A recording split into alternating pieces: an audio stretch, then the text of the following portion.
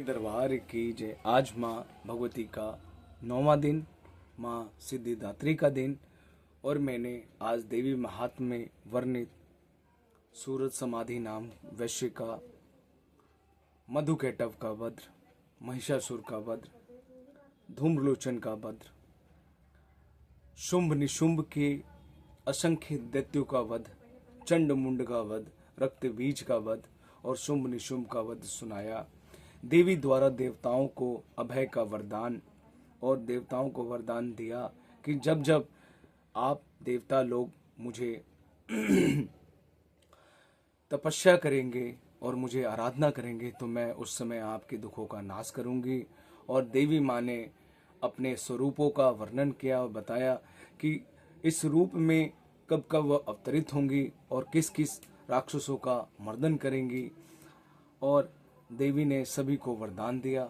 अब इस देवी सप्तशती में आखिरी अध्याय जो सूरत और वैश्य को देवी के द्वारा वरदान, और सूरत और वैश्य ने देवी माँ की भक्ति किस प्रकार प्राप्त करी, और हम सभी प्राणियों को भी देवी माँ की भक्ति जरूर करनी चाहिए। वह जगत की जननी है और वही संसार भूता है, और वही संसार में प्रलयंकारी है, और वही कल्प के अंत में पूरा ब्रह्मांड को समाहित करती हैं। अब मैं आपको सूरत और वैश्य को देवी के द्वारा वरदान दिया, मैं कथन आपको पाठ सुनाता हूँ। जो उदय काल के सूर्य मंडल सी कांति धारण करने वाली हैं, जिनके 4 भुजाएं 3 नेत्र हैं, तथा जो अपने हाथ में पाश, अंकुश एवं अभय मुद्रा धारण किए रहती हैं, उन शिवा देवी को मैं प्रणाम करता हूँ। ऋषि कहते हैं, राजन, इस प्रकार मैंने जो तुमसे देवी के उत्तम महात्म का वर्णन किया, इस जगत को धारण करती हैं, उन देवी का ऐसा ही प्रभाव है। वे ही विद्या ज्ञान उत्पन्न करती हैं। भगवान विष्णु की महामाया स्वरूप उन भगवती को द्वारा ही तुम ये वैश्य तथा अन्याय विवेक की जन मोहित होती हैं, मोहित हुए हैं और उन्हें मोहित होंगे। महाराज, तुम उन्हीं परमेश्वरी की ही शरण में जाओ। आराधना करने पर वे मनुष्य को भोग, स्वर्ग एवं मोक्ष प्रदान करती हैं। वही देवी सभी आपको प्रदान करेंगी और इस महामाया रूप से आपको चित्त से बाहर निकालेंगी।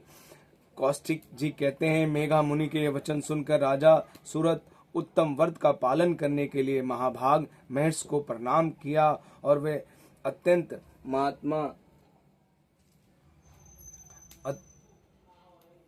ममता और राज्य प्रहायन से खिज हुए चुके महामुनि, इसलिए विरक्त होकर वे राजा वैश्य तत्काल तपस्या को चले गए। जगदम्बिका के दर्शन के लिए नदी के तट पर रहकर तपस्या करने लगे।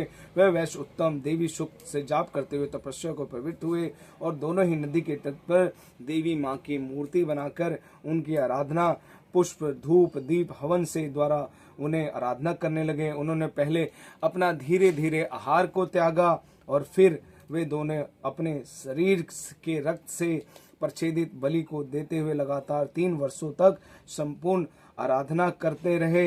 इस प्रकार प्रसन्न होने पर जगत को धारण करने वाली चंडिका देवी ने प्रत्यक्ष दर्शन देके कहा, देवी माँ बोली, राजन तथा आप कुल में को आनंदित करने वाले वैश्य हो, तुम लोग जिस वस्तु की अभिलाषा रखते हो वह मुझसे वर मांगो, मैं संतुष्ट हूँ, अतः तुम्हें और वह सब कुछ भी दूंगी। मार्कंडेय जी कहते हैं, तब राजा ने दूसरे जन्म में नष्ट होने वाला राज्य मांगा और इस जन्म में शत्रुओं की सेना को बलपूर्वक नष्ट करने के पुनः तथा अपने राज्य को प्राप्त कर लेने का वरदान मांगा। वैश्य ने चित्त संसार की ओर से खिज एवं विरक्त हो चुका था और वह बड़े ही बुद्धिमान थे, अतः उसने उस समय ममता से आर्त होकर आसक्ति का नाश करने वाला ज्ञान मांगा।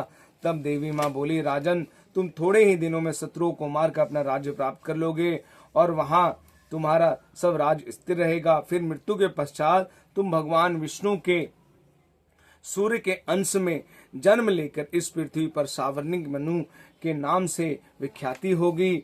और वैश्य, तुमने भी जिस प्रकार वर मुझसे प्राप्त किया है, इच्छा मांगा है, उसे मैं देती हूँ। तुम्हें मोक्ष के लिए ज्ञान प्राप्त हो। मार्कंडेय जी कहते हैं, इस प्रकार दोनों को मनवांछित फल वर देकर तथा उनके द्वारा भक्ति पूर्वक उनकी स्तुति सुनकर देवी अंबिका ने तत्काल अंतर ध्यान हो गई। इस तरह देवी ने वरदान पाकर क्षत्रियों ने श्रेष्ठ तथा सूर्य में जन्म लेकर सावर्णिक मनु हुए। इसी प्रकार श्री मार्कंडेय पुराण के सावर्णिक मनुआंतर की कथा के अंतर्गत देवी महात्म्य में सूरत और वैश्य वरदान नामक 13वां अध्याय समाप्त। बोल सच्चे दरबार की जय, बोल जगजननी जगत माता की जय, बोल सिद्धिदात्री की जय।